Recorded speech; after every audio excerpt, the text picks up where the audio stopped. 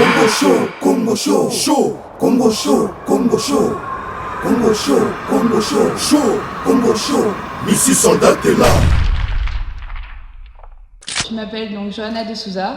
C'est ma première candidature à une élection. J'ai 20 ans, comme ça a été dit. Donc je suis a priori la plus jeune de ce département à me présenter, voire même de France. En tout cas, je sais qu'à l'UMP, je suis la plus jeune candidate investie. Si j'ai voulu être candidate, c'est parce qu'on a chez les jeunes un vrai manque, un vrai besoin d'avoir un renouvellement en politique, qu'on a besoin que les choses changent. Et à un moment donné, si on veut que les choses changent, il faut aussi s'impliquer soi-même. Tous les médias annoncent un taux record d'abstention. Moi, ce que je demanderais aux gens, à ceux qui sont en capacité de voter, c'est d'aller voter. Après, mon choix, c'est bien sûr voter concernant ce canton pour ma liste à moi, mais c'est de se déplacer. C'est seulement en se déplaçant, en s'exprimant qu'on peut affirmer ses convictions. Je sais qu'il y a beaucoup qui sont en capacité de voter, il y a beaucoup qui sont dégoûtés de la politique parce que c'est toujours la même chose, c'est vrai, il y a des promesses et il faut reconnaître, il y a quand même un sérieux problème de paresse au niveau de la diaspora qui fait qu'on se dit bon, oui j'ai les papiers, ça me va, je m'en fous, ça ne me regarde pas, moi c'est le Congo et tout. Mais je pense que c'est important de participer à la vie locale parce que c'est ça aussi qui fait grandir. Et puis il faut apprendre, il faut penser aux enfants. Il faut penser aux enfants. Tous, on rêve, tout le monde ne va pas rentrer au Congo. Tout le monde veut la transformation du Congo, mais tout le monde ne va pas rentrer au Congo. Donc nos enfants, qu'on le veut ou non, ils vivent ici. Attention, mais c'est à nous de préparer ce chemin pour nos enfants. C'est à nous d'ouvrir les portes, d'essayer de pousser les portes pour que notre jeunesse, elle passe et que voilà, qu'elle perdure ici parce que l'avenir, personne ne le connaît. Voilà, donc c'est inciter les gens à aller voter le 22 mars. De préférence pour notre liste. Bien sûr, il faut que tout le monde aille voter. À chaque fois que quelqu'un ne va pas voter, c'est malheureusement ou l'extrême gauche ou l'extrême droite qui va gagner. Chacun le sait. Moi, ce que je voudrais dire, ce qui est pour moi le plus important, ce que j'ai dit dans mon discours ce soir, aujourd'hui, Évry, c'est une ville de la multiplicité des races et de hautes. C'est un brassage extraordinaire qui est une véritable force pour cette commune dont personne ne s'occupe malheureusement et c'est ça qui est dramatique. Donc on est là, si l'on gagne, on va pouvoir rester, refaire une équipe et remonter une véritable équipe qui va gagner aussi les municipales dans 4 ans. Aujourd'hui sur Congo Show, dans l'émission Politiquement Correct, nous nous rendons à Évry pour un meeting organisé par l'UMP à l'occasion donc des élections départementales qui se déroulent le 22 et le 29. Politiquement Correct est la nouvelle rubrique de Congo Show. À travers cette rubrique, nous allons vous faire découvrir un peu le monde politique tout en restant dans le respect, dans les valeurs de la République et des républiques. Toujours au micro, Missy Soldat, le bijou de Triple M. La beauté au cœur de la Bible.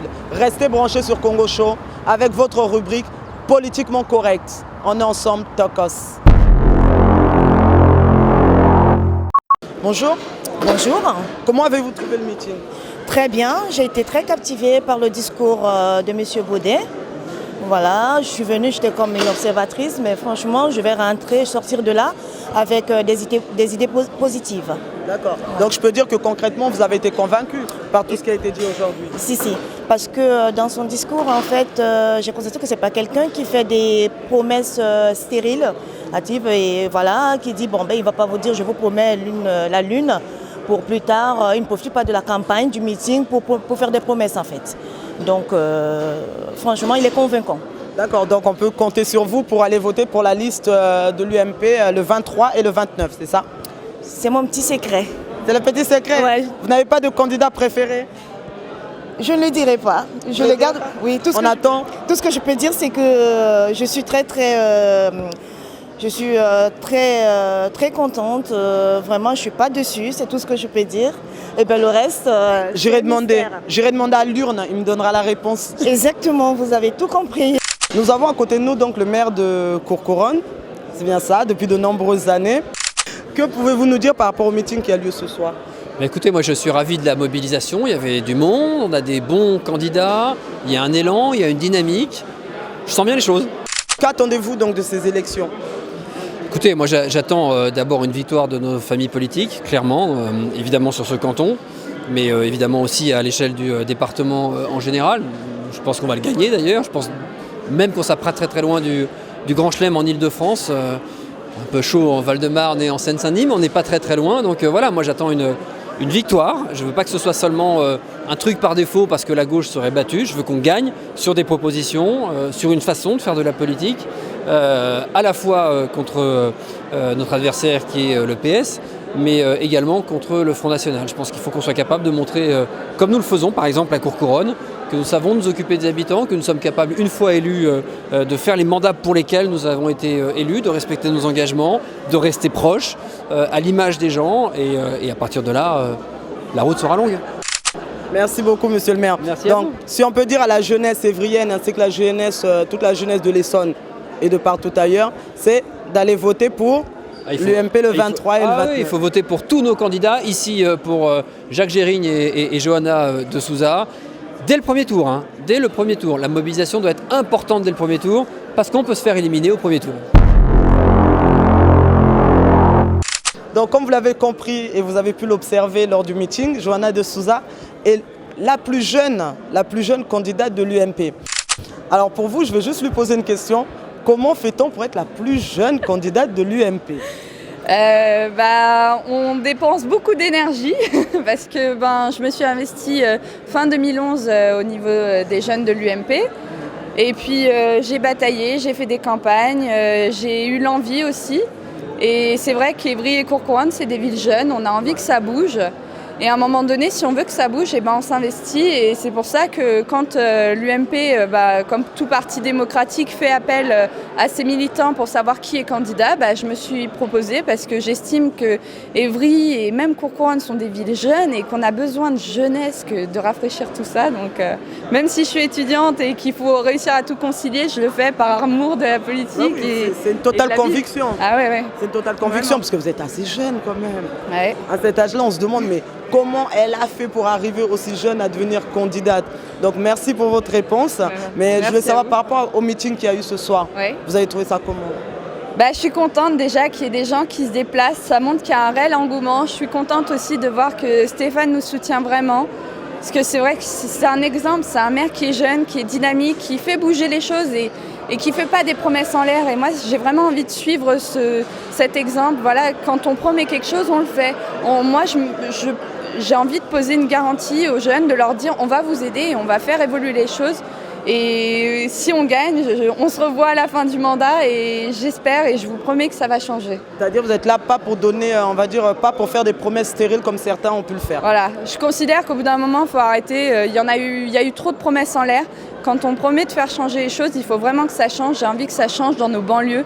Moi, j'ai grandi à Ivry et à Courcouronnes. Je suis allée au lycée de Douaneau, en face des Tarterets, à Douaneau, et j'ai réussi à rentrer en classe préparatoire. Aujourd'hui, je suis étudiante à la Sorbonne. On peut s'en sortir, on peut y arriver, et je veux que tous les jeunes soient fiers. Aujourd'hui, il y a plein de jeunes qui sont fiers, qui n'ont qu'une envie, c'est qu'on leur donne les moyens de réussir, qu'on les aide un peu plus. Et je suis frustrée de voir qu'on ne les aide pas. On leur donne quoi ? Une carte de 140 € pour aller financer je ne sais pas trop quoi. Je sens que ça vous révolte. Merci beaucoup, Johanna de Souza. Donc, je me présente Dieudonné Mboukou. Donc, nous sommes venus à cette réunion politique dans le cadre des préparatifs des élections. Nous avons assisté pratiquement tous les teneurs de ces élections qui sont passées effectivement, qui ont donné leur avis.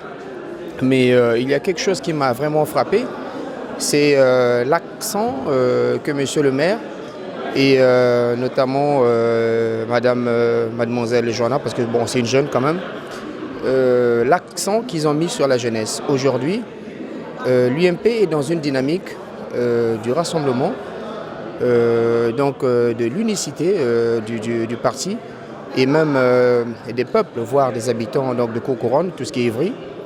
Nous demandons à tous les jeunes qu'ils se mobilisent, où qu'ils soient, parce qu'aujourd'hui, on est dans une nouvelle lancée, on est vraiment dans le renouveau. On voit combien les jeunes s'investissent, mais alors totalement. Donc il est question de s'impliquer, que tout le monde, où qu'il soit, qui s'implique, qu'il y mette du sien pour faire avancer effectivement les choses. On n'est plus dans le communautarisme, dans la distinction, dans le séparatisme. Non, non, non. C'est une grande satisfaction. Moi, je sors d'ici vraiment ravi, satisfait. Donc on peut dire que vous avez été convaincu par tout ce que vous avez entendu lors du meeting. Oui, moi je soutiens les candidats, M. Sondé, Johanna et tout le reste, je les soutiens. Je pense que tout le monde devait faire pareil parce que nous devons vraiment, comme je viens de dire, mettre pieds et mains pour faire avancer le département et voir notre ville. Je suis vraiment très très ravi et je remercie notamment Miss Soldette et M. Morgan sur Congo Show. Où que vous soyez, lorsque vous avez vos émissions, vous avez des cérémonies, appelez-les parce qu'on voit qu'il y a du boulot, il y a vraiment du professionnalisme. Je suis très fier de vous. Toujours sur Congo Show, dans l'émission Politiquement Correct, nous prenons toujours les avis suite au meeting auquel nous venons d'assister. Donc, pourriez-vous vous présenter, s'il vous plaît? Alors, moi, je suis Jacques Gering, je suis candidat aux élections départementales. Je suis chef de file d'un duo avec Johanna, qui est l'expérience et la jeunesse, parce qu'elle a 20 ans et moi, juste un petit peu plus. 60 et quelques, de ce que j'ai compris. Voilà. Mais vous savez bien que c'est l'expérience qui fait la force, n'est-ce pas, madame? Exactement. Exactement, voilà. Alors, qu'est-ce que j'ai pensé de cette soirée? Je suis forcément... évidemment ému d'abord parce que je crois qu'il y a très très longtemps qu'on a eu 130 personnes dans une salle. Je ne vais pas dire que c'est moi qui l'a fait, mais j'en suis aussi pour quelque chose puisque j'ai réussi à faire l'union de la droite à Évry, ce qui a quand même été très important. Et puis moi qui suis un vrai évrien depuis je suis arrivé dans l'Essonne en 1972. Donc je pense que Évry doit procéder à son changement. Trop longtemps socialiste, je pense qu'il faut maintenant... faire une reconversion et je vais y aider. Toujours sur Congo Show dans l'émission Politiquement Correct, nous avons le plaisir d'être reçus par M. Freddy Nsondé. M. Freddy Nsondé, qui est-il? Alors, je suis congolais d'origine, mais naturalisé française bien sûr. J'ai 43 ans, je suis maire adjoint en charge de la politique sportive à Courcouronnes depuis 5 ans. Nous avons pu assister à votre meeting. Donc, nous avons pu regarder certains articles. Vous prenez pour l'éducation par le sport. Quand vous dites l'éducation par le sport, cela correspond à quoi, plus concrètement? Les jeunes ont un problème de repères en France. C'est vrai qu'on a parfois des infrastructures, mais il n'y a pas une vraie politique sportive. C'est-à-dire donner l'envie aux jeunes de se mettre au sport, de rester dans le sport, parce qu'à un certain âge, souvent, on décroche. Et c'est ce décrochage-là qu'il faut remettre à la une afin que les jeunes perdurent dans le sport. D'abord parce que c'est un équilibre, c'est un bien-être. Et puis ça évite aussi aux jeunes de ne rien faire, de rester dans l'oisiveté. Et la meilleure façon de les encourager, c'est de déterminer une vraie politique. Alors Freddy Nsondé, la question que je vais vous poser, c'est comment fait-on pour en arriver là où vous êtes aujourd'hui? Alors, une petite anecdote, c'est vrai qu'il y a à peu près une dizaine d'années, quand j'ai commencé à militer, beaucoup de nos compatriotes d'origine congolaise, bien sûr, me regardaient un peu avec ironie, se disant oui, mais lui, il est là, il milite, il gagne quoi? Mais je pense que dans la vie, c'est pas toujours, le résultat n'est pas forcément à la seconde près. Il faut de la patience, il faut savoir attendre et il faut tomber sur de bonnes personnes qui sont capables de vous mettre en avant, de vous aider et puis d'émanciper. Moi, j'ai eu, c'est pas une chance parce que je pense que je crois au mérite, je crois au travail d'ailleurs. Et donc, j'ai un maire qui m'a fait confiance dès le début et qui m'a donné les possibilités d'exercer ma fonction de maire adjoint et en toute responsabilité, en toute autonomie. Et je pense que c'est la meilleure façon de récompenser un travail. Frida, Johanna, bonsoir. Bonsoir. Bonsoir. Alors ma question est, comment devient-on militante? Alors comment devient-on militante? Alors comment devient-on militante? Tout dépend tout dépend des convictions qu'on a par rapport à sa ville, par rapport à soi-même. Et défendre ses convictions, à force de défendre ses convictions, ensuite on acquiert à une monotonie, on devient dans sa tête une militante. Être militante, c'est beaucoup de risques, c'est beaucoup de convictions, c'est de croire déjà soi-même à ce que l'on fait. Donc c'est pas en se levant le matin et tout d'un coup on est militante. Non. En tant que militante, vous avez forcément un idéal politique, un exemple? Sur le terrain, c'est vrai qu'ici, sur Évry et sur Courcouronnes, l'exemple, pour moi, en tant que jeune militante et candidate, pour moi, c'est vraiment Stéphane Baudet. Parce que par son engagement, ce qu'il a promis, il l'a fait. Il n'a pas fait des promesses en l'air comme a pu faire Manuel Valls à Évry ou maintenant Francis Choix. Frida, elle a été une grande déçue. Elle y a cru. Et elle s'est rendue compte que c'était que des mensonges. Alors que Stéphane Baudet, il est arrivé, il a dit « moi, je vais changer les choses ». Mais il l'a fait. Et aujourd'hui, pourquoi il fait 80% ? Parce que les gens l'ont cru, parce qu'il a montré que ce qu'il avait promis, il le ferait. Et aujourd'hui, les gens lui font confiance et ils votent à 80% pour lui. Aujourd'hui, à Évry, Francis Choix est obligé d'aller au deuxième tour parce que les gens lui font plus confiance. Et il gagne, mais à très peu. Et les gens, ils leur font plus confiance. Et je pense qu'on va gagner, c'est sûr. Parce que les gens ne leur font plus confiance. Ils ont trop menti, ils ont trop trahi les gens. Voilà. D'accord, merci beaucoup. Donc si je comprends bien, Frida, vous leur faites plus confiance. Quand on dit vous leur faites plus confiance, c'est que vous sortez d'un autre parti politique? C'est quoi? Quand on a été déçus, pendant, on a milité de l'autre côté pendant des années, et que en tant que citoyen dans la ville où nous habitons, on reste pas. Parce que le but d'une militante, Johanna aujourd'hui, elle est candidate. Et très jeune, mais qui va ramener aussi pour la jeunesse de notre communauté, de notre ville, dans notre ville, des besoins que la jeunesse dans notre ville a besoin. On a beaucoup mis la jeunesse de côté, alors que dans la ville d'Évry, c'est une ville jeune. Il y a beaucoup d'opportunités, beaucoup d'ouvertures, beaucoup de choses. Et effectivement, aujourd'hui, on ne le voit pas.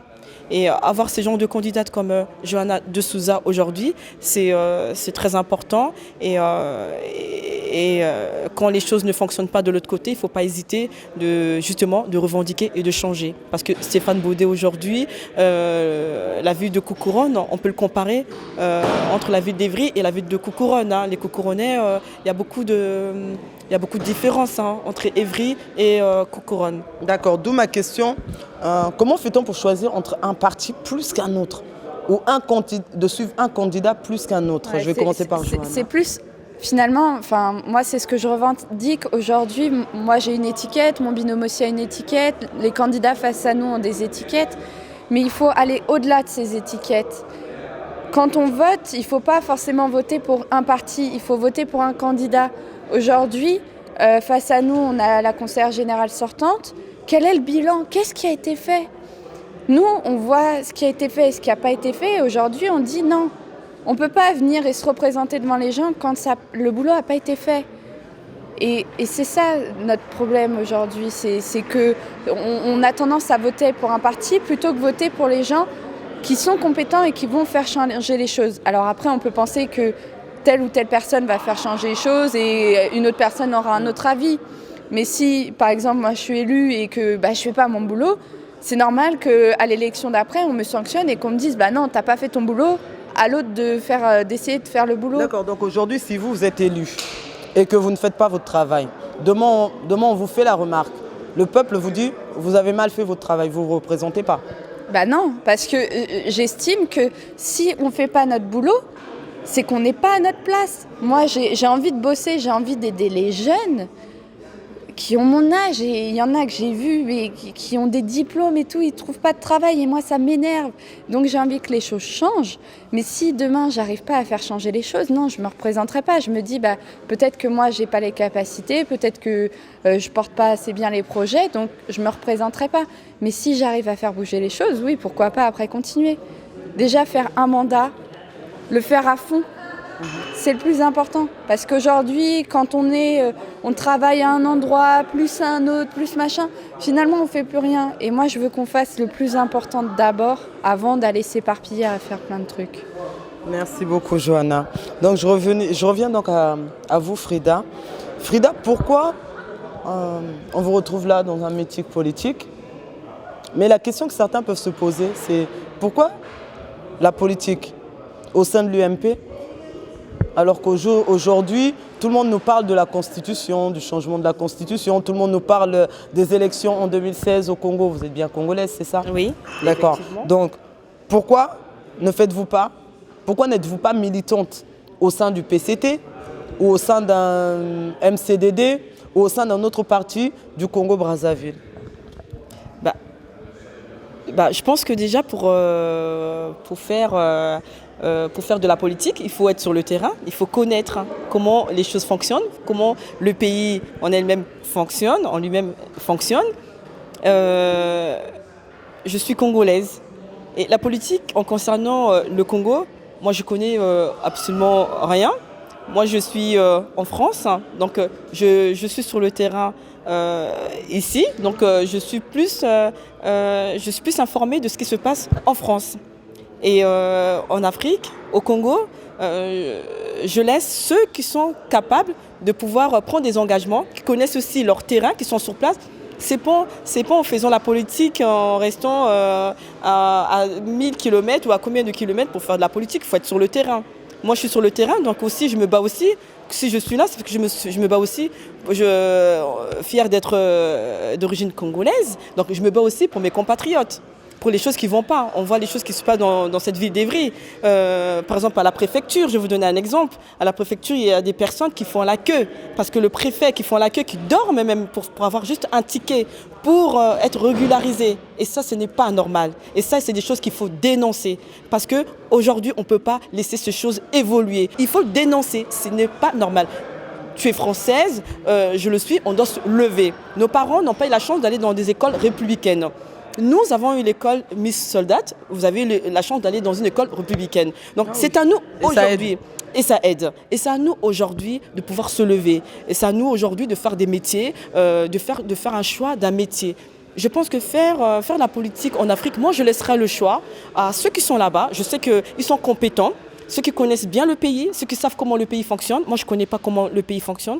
Moi, j'y vais. Donc, au jour d'aujourd'hui, on peut dire concrètement que vous préférez laisser le gouvernement faire leur travail parce que leur travail, ils le font bien concrètement. Ils savent ce qu'ils sont en train de faire et vous préférez vous occuper de la politique qui nous concerne, nous, ici, parce qu'on est ici en France. C'est aussi l'opposition que tu laisses travailler. Enfin, moi, je vois d'origine portugaise. Si on vient me dire qu'est-ce que tu penses de la politique au Portugal, quand j'y vais 2 semaines par an, je ne peux pas juger de la qualité ou non de la politique là-bas. Il y a ce qu'on me dit, ce que la famille raconte, mais on ne le vit pas au quotidien. Nous, on est en France, on est français, donc on peut avoir un regard, mais après, c'est les gens qui sont sur le terrain. C'est comme nous, quand des gens de Paris viennent nous expliquer comment ça fonctionne Évry, on leur dit « Non, mais vous êtes gentils, mais venez vivre tous les jours à Évry et vous saurez comment c'est vraiment à Évry. » Et c'est pareil là-bas, je pense. Il faut être sur le terrain pour voir comment l'opposition travaille, comment la majorité travaille, pour pouvoir être capable de juger réellement ce qui se passe. Exactement, Johanna. Donc, je veux dire, par rapport à ça, vous ne tenez pas compte de tout ce qui peut être mis sur Internet concernant l'opposition, concernant les combattants. Vous n'en tenez pas compte, vous préférez laisser... actuellement, je pense qu'actuellement au Congo, c'est le PCT qui est en place. Vous préférez laisser au PCT le soin de gérer le pays de la manière dont il le pense la plus préférable. Alors, je laisse le soin à ceux qui sont sur le terrain, qui militent, qui connaissent la réalité de ce qui se passe réellement sur le terrain au Congo. Quel que soit le choix qui sera fait, moi je serai que d'accord. Je pense qu'ils ont fait un bon choix. Changer ou pas changer, ceux qui connaissent réellement ce qui se passe au Congo, eux aussi, c'est à eux de militer. Moi, je milite en France parce que je sais ce qui se passe réellement en France. Je me bats tous les jours pour nos compatriotes, pour toutes les personnes, pas que pour les Congolais, pour les jeunes, les moins jeunes, pour tout le monde, pour des gens qui qui sont discriminés par l'emploi au niveau des papiers. Nous avons la chance d'avoir le maire adjoint qui est congolais à Coucouronne, qui est M. Sandé Freddy. Et c'est une fierté de voir un jeune maire congolais à Coucouronne, candidat, défendre nos idées. C'est une fierté. Donc les Congolais... réveillez-vous. Les Congolais sont aussi, sont aussi en France. Donc moi je laisse, la politique qui concerne le Congo, je fais totalement confiance aux militants qui sont sur le terrain, qui sont là-bas. Et je pense que toutes décisions qui seront prises, ça veut dire que ça sera un bon choix. Donc moi, j'habite pas tout le temps. Moi, je vais que pour les vacances. Donc je ne peux pas aller juger sans connaître. On ne peut pas faire de la politique. Il faut être sur le terrain. Moi, je pense que la politique, il faut être sur le terrain pour voir ce qui se passe sur le terrain. Moi, je ne peux pas être ailleurs et faire de la politique en France. Non, c'est pas possible. Voilà, c'est pas parce que je vais qu'en vacances pendant 2 mois, 1 mois et que je connais le pays. Je connais absolument rien. Si vous me dites d'aller dans une rue qui s'appelle Marché Total, je connais pas. Je connais pas. Mais si vous me dites d'aller dans une rue Makelekele, je sais pas. Je connais pas. Je sais que Makelekele, je connais Pointe-Noire. Moi, je suis Vili Cabinez, mais je connais pas. Enfin, je connais pas. Donc, je peux pas aller crier derrière les médias, derrière la caméra, en disant voilà, il faut faire ceci, il faut faire cela, alors que j'habite même pas. C'est se moquer. On fait la politique sur le terrain, on se bat tous les jours. C'est pas facile. Johanna de Souza, elle est candidate, elle peut vous dire tous les jours, il faut se lever. Que ce soit le dimanche, on n'arrête pas. Aller déposer les tracts, on n'arrête pas, on dépose, on se lève. Et c'est un combat, c'est tous les jours. Des fois, vous n'êtes pas d'accord. Il faut rencontrer des citoyens qui en ont marre de voter, qui ne veulent plus voter parce qu'il y a des choses qui ne vont pas. Et nous, les enfants de demain, voilà, elle est d'origine Johanna, vous êtes portugaise. Justement, je vais faire une brève parenthèse par rapport à ça.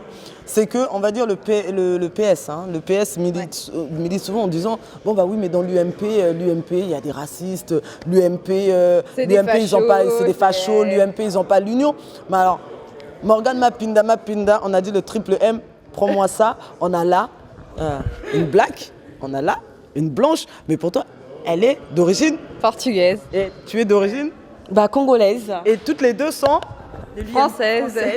Et voilà. à droite. Donc c'est-à-dire qu'il y a un problème quelque part. C'est qu'il est temps de vous réveiller. Mais c'est qu'on ment aux gens. On essaie de leur dire qu'à droite, c'est des fachos, que c'est des gens qui mentent, qu'ils n'aiment pas les étrangers. Mon père, il est arrivé en France, et mon grand-père, ma grand-mère avec, en 76. Enfin, voilà. Et aujourd'hui, il est chef d'entreprise, il a réussi à l'école. C'est la République, c'est grâce à la République qu'il a eu tout ça. Et moi, quand je publie une photo sur Twitter, on est 5 et je suis la seule blanche, et on vient me dire oui, la France d'aujourd'hui, 20% de souche. Mais de souche, ça veut plus rien dire. C'est pas parce que je suis blanche que je suis française depuis, je sais pas, 20 générations. La Martinique, la Guadeloupe, c'est des gens de couleur. Ils sont français depuis beaucoup plus longtemps que moi. Et on vient stigmatiser ces gens-là. Mais j'ai envie de dire stop. Et on est plein, l'UMP, à vouloir que ça change. Donc concrètement, pour en revenir donc, au meeting de ce soir, qu'attendez-vous du 22 et du 29 mars? De gagner, bah oui, de gagner. Donc vous demandez quoi à la population? De voter massivement, et les jeunes surtout de voter, de se mobiliser, parce que c'est la jeunesse qui doit aujourd'hui s'engager pour que les choses changent. Frida, qu'attends-tu du 22 et du 29 mars? La victoire, on milite pour ça, on se donne à fond parce qu'on veut gagner. Donc j'appelle vraiment à tous les jeunes. Et vous allez voir à ma droite, il y a notre fierté, Adjomer, congolais, Adjomer, Johanna de Souza qui est candidate, très jeune. Ça veut dire que la jeunesse. Et j'appelle à tous les jeunes, vraiment, dans notre ville, ville d'Evry, Courcouronnes, franchement, de se lever parce que vous pouvez compter sur aujourd'hui c'est la jeunesse et qui est capable de nous emmener très loin, très haut et de pouvoir changer, de dire stop à ce qu'on nous fait. On nous fait croire le même système pendant des années, alors qu'aujourd'hui il y a des choses vraiment, il y a des gens vraiment qui se donnent, qui sont à côté des habitants, des citoyens qui en ont marre, qui voient que des choses ne changent pas et vous pouvez leur faire confiance. Donc vraiment, si ce message peut vraiment convaincre, franchement, il faut vraiment se lever parce que la jeunesse est debout. On ne veut plus rester dans nos maisons, en train de rêver. Non, c'est maintenant. Le changement, c'est aujourd'hui. Non. Le vrai changement, à vrai dire, Mrs. Soldat va rectifier. Le vrai changement,